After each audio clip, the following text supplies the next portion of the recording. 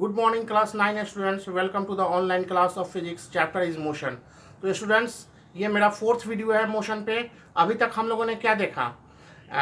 Rest and motion का definition देखा, explanation देखा, डिस्टेंस डिस्प्लेसमेंट देखा, और फिर स्पीड देखा, फिर वेलोसिटी देखें, एवरेज स्पीड देखें, कैसे फाइंड करते हैं एवरेज स्पीड वो देखें, एक्सीलरेशन देखें, फिर uniform acceleration, non uniform acceleration, uniform velocity, non uniform velocity देखें, और अब हम लोग एक्सीलरेशन ड्यू टू ग्रेविटी देखें, ग्राफ देखें, डिस्प्लेसमेंट टाइम ग्राफ देखें, वेलोसिटी टाइम ग्राफ देखें, और फिर इक्वेशन ऑफ मोशन को हम लोगों ने प्रूव किया बाय मैथमेटिकल मेथड और ग्राफिकल मेथड में। 2 केस हमने प्रूफ किया है, v is equal to u plus a t और s is equal to u t plus half a t square.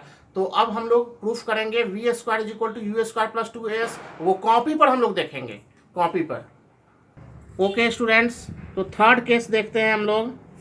We square is equal to u square plus 2as। इसके लिए distance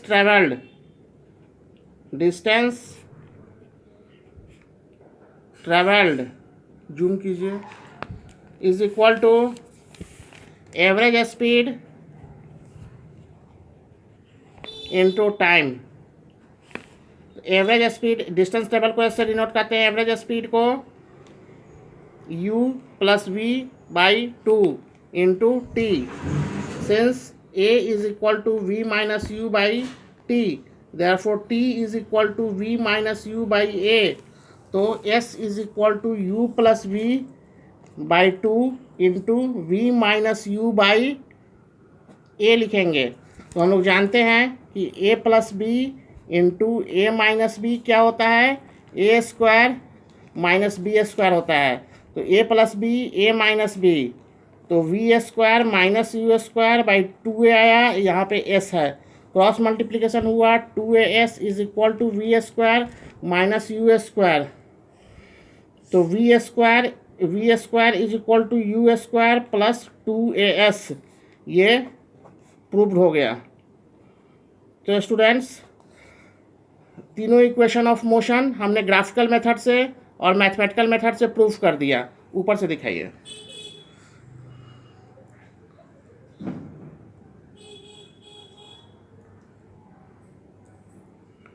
आप इसको अच्छे से लिख लेंगे, समझ लेंगे, पढ़ लेंगे।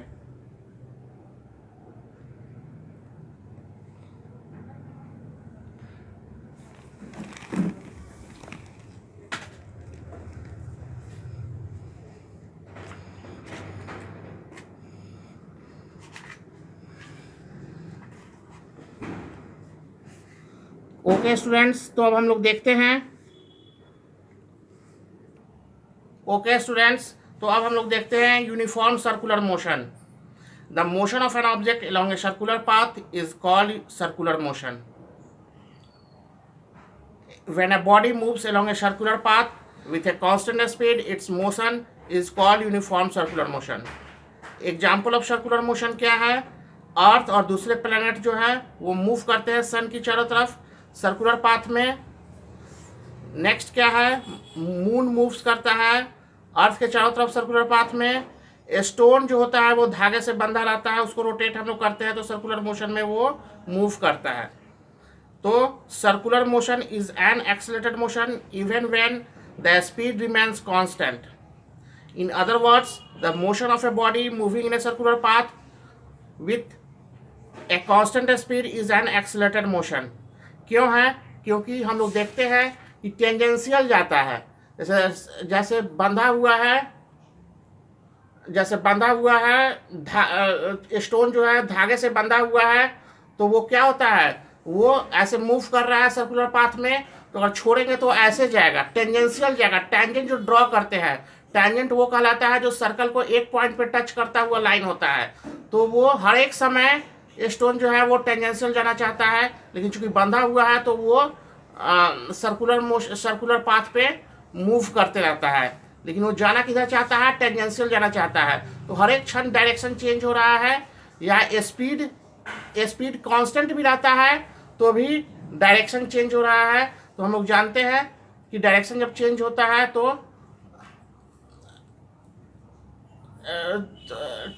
तो वेलोसिटी चेंज होता है। तो यूनिफॉर्मली ये नॉन यूनिफॉर्म मोशन का ये वेरिएबल वेलोसिटी का भी एग्जांपल हम लोग बोल सकते हैं, और ये यूनिफॉर्म सर्कुलर मोशन भी हम लोग बोल सकते हैं। सैटेलाइट जो है वो प्लैनेट के चारों तरफ जाता है, वो एक्सीलरेटेड मोशन होता है ना, एक्सीलरेटेड मोशन हम लोग बोल सकते हैं इसको। तो लीनियर मोशन क्या होता है? A body moves along A straight line, the direction does not change, this is not an accelerated motion. Linear uniform linear motion वो होता है जो कि एक्सीलरेटेड नहीं होता है, डायरेक्शन चेंज नहीं होता है और एक स्ट्रेट लाइन में जाता है। और यूनिफॉर्म सर्कुलर मोशन कैसा होता है कि वो सर्कुलर पाथ में मूव करता है, डायरेक्शन चेंज करता है कंटिन्यूअसली, और एक्सीलरेटेड मोशन होता है। याद रखिएगा, uniform circular motion accelerated motion होता है क्योंकि उसका वेलोसिटी चेंज होता है। वेलोसिटी कब कब चेंज होता है? जब उसका मैग्नीट्यूड चेंज होता है, डायरेक्शन चेंज होता है, या दोनों चेंज होता है। तो इस तरह से हम लोग बोल सकते हैं कि uniform circular motion accelerated motion है। और एंगुलर वेलोसिटी क्या कहलाता है? The angular velocity is defined as the rate of change of the angular displacement with time. Angular velocity को हम लोग ओमेगा से डिनोट करते हैं, वो एंगुलर डिस्प्लेसमेंट बाय टाइम होता है ना। एंगुलर डिस्प्लेसमेंट को थीटा रेडियन से हम लोग करते हैं बाय टाइम टी सेकेंड।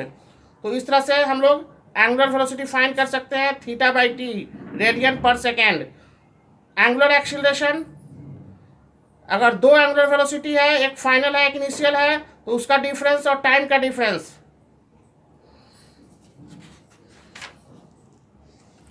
तो इस तरह से ये चैप्टर आपका समाप्त हुआ। इसका क्वेश्चन आंसर हम लोग नेक्स्ट वीडियो में करेंगे। और अब हम लोग जानते हैं force and Newton's laws of motion. तो फोर्स क्या है? फोर्स को पहले जाने, फोर्स क्या है? Force is an external physical cause which can change or tends to change the position of object, place of object, direction of object, speed of object, or shape of object, shape of an object etcetera. तो हम लोग पहले अध्याय में क्या जाने कि motion का कॉज क्या है, और फिर जाने फोर्स, मोशन और मोमेंटम के बारे में जाने। अब हम लोग जानेंगे फोर्स के बारे में जाने। इससे पहले हम लोग क्या जान रहे थे? फोर्स का डेफिनेशन कि पुश और पुल इज कॉल्ड फोर्स। जिस पॉइंट पे फोर्स लगता है उसको एप्लीकेशन ऑफ फोर्स कहते हैं, और वो जो लाइन होता है वो एक्शन ऑफ फोर्स कहलाता है। तो फोर्स दो तरह से हम लोग क्लासिफाई करते हैं, कॉन्टैक्ट फोर्स और action at A distance force. Contact force वो होता है जो फिजिकल कॉन्टैक्ट से हम लोग अप्लाई करते हैं, जैसे किसी स्प्रिंग को खींच रहे हो, किसी कार्ड को खींच रहे हो, या फुटबॉल को किक कर रहे हो, या दरवाजे को खींच रहे हो, बंद कर रहे हो। Action at A distance force, non contact force किसको बोलते हैं? इसका एग्जाम्पल है magnetic force, electrostatic force, gravitational force. Magnetic force, magnet जो होता है वो मैग्नेटिक मटेरियल को अट्रैक्ट कर लेता है।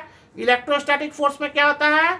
जैसे उसका एक एग्जाम्पल है, कॉम को आप रब करते हैं और उसको स्मॉल बाइट्स ऑफ पेपर के पास लाते हैं तो स्मॉल बिट्स ऑफ पेपर को वो अट्रैक्ट कर लेता है, इलेक्ट्रोस्टैटिक फोर्स को। इसको आप लोग पढ़ेंगे 10th में इलेक्ट्रिसिटी में चैप्टर में, इलेक्ट्रोस्टैटिक फोर्स कैसे क्या कहलाता है। चार्ज एक्यूमुलेट हो जाने के कारण उसमें अट्रैक्शन पावर आ जाता है। और फिर हुआ ग्रेविटेशनल फोर्स। देखिए ये पेन है, छोड़ते हैं तो नीचे आता है। क्यों नीचे आता है? ये ग्रेविटेशनल पुल के कारण वो खींचा जाता है नीचे।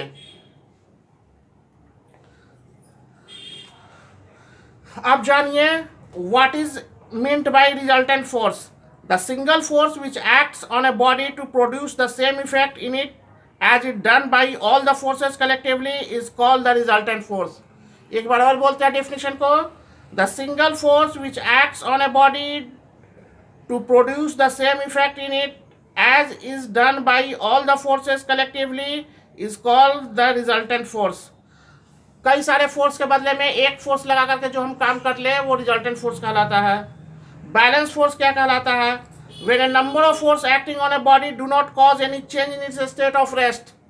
स्टेट ऑफ रेस्ट को चेंज ना कर पाए, और या फिर यूनिफॉर्म मोशन स्ट्रेट लाइन में हो उसको चेंज ना कर पाए, तो हम लोग बोलेंगे कि बैलेंस फोर्स है। दूसरे वर्ड में हम बोल सकते हैं a body is said to be under balance forces when the resultant force acting on the body is zero.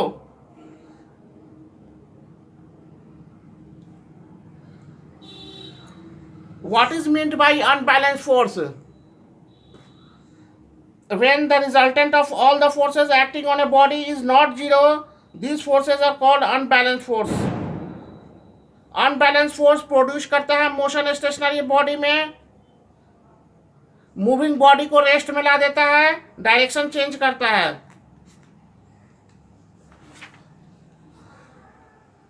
तो हम लोग जानते हैं Newton's laws of motion. Newton's laws of motion जानते हैं। Newton first law of motion क्या है? A body continues in its state of rest or of uniform motion in a straight line unless an external force acts on it. इसको हम लोग law of inertia भी बोलते हैं। जब तक कि कोई फोर्स ना लगाया जाए, कोई एक्सटर्नल कॉज ना हो, पोजीशन चेंज ना हो। और रेस्ट में है तो रेस्ट में ही रहना चाहेगा, मोशन में है तो मोशन में ही रहना चाहेगा। कब तक? जब तक कि कोई एक्सटर्नल फोर्स ना लगाया जाए। तो फिर बिना फोर्स लगाए कैसे साइकिल चला रहा है, साइकिल रुक जाता है तो फ्रिक्शन के कारण रुक जाता है। अगर वैक्यूम में स्पेस में जाकर के किसी चीज को हमें चला करके छोड़ दिया जाए तो वो हमेशा के लिए चलता रहेगा, या किसी चीज को स्थिर करके छोड़ दिया जाए तो स्थिर ही रहेगा। ये गैलीलियो का लॉ ऑफ इनर्शिया है। ये कैसे डिफाइन करता है फोर्स को? Force as something which can change the state of rest or of uniform motion of the body. Force लगा करके ही हम लोग चेंज कर सकते हैं उसका स्टेट, या तो वो रेस्ट में हो या मोशन में हो। अब जानिए इनर्शिया का वैल्यू क्या है, इनर्शिया का मीनिंग क्या है। The property of a body to resist any change in its state of rest or of uniform motion in a straight line is called its inertia.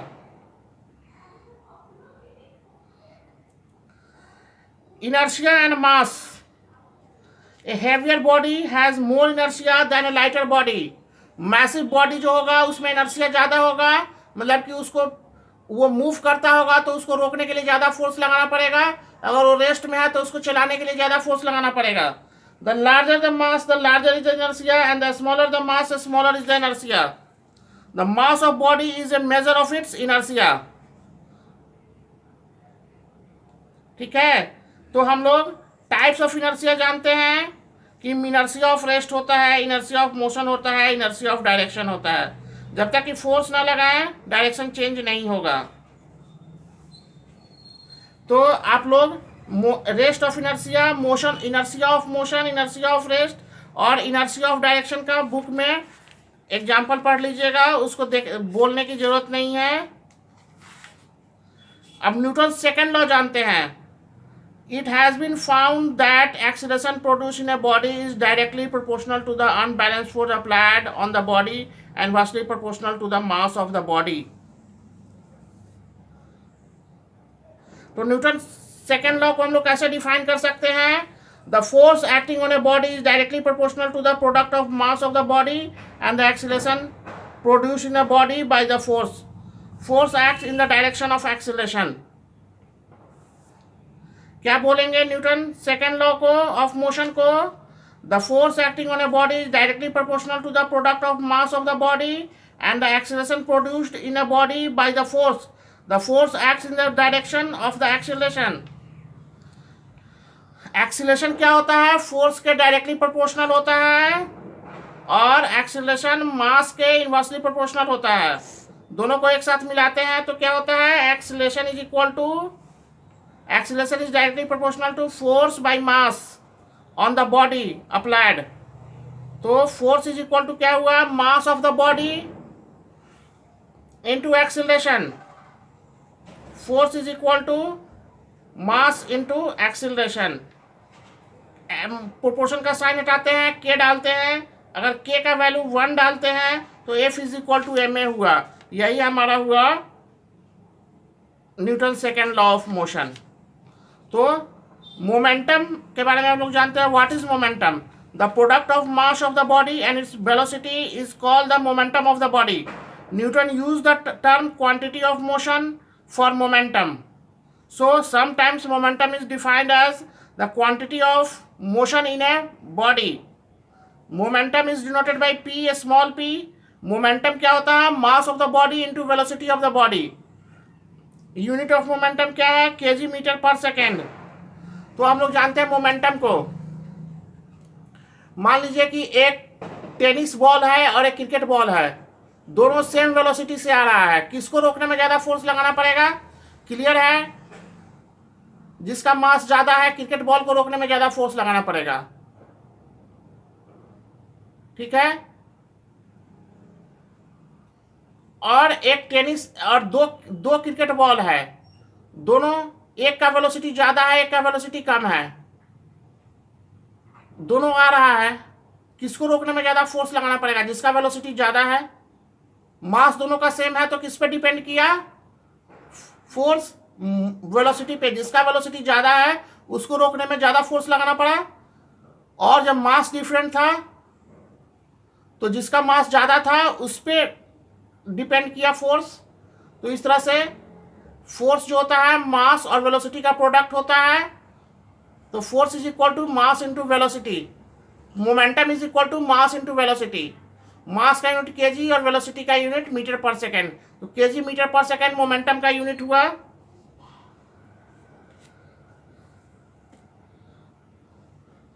तो क्या होता है? Acceleration F is equal to m a को हम लोग next video में proof करेंगे. F is equal to m a कैसे होता है उसको प्रूफ करेंगे हम लोग. Okay, thanks.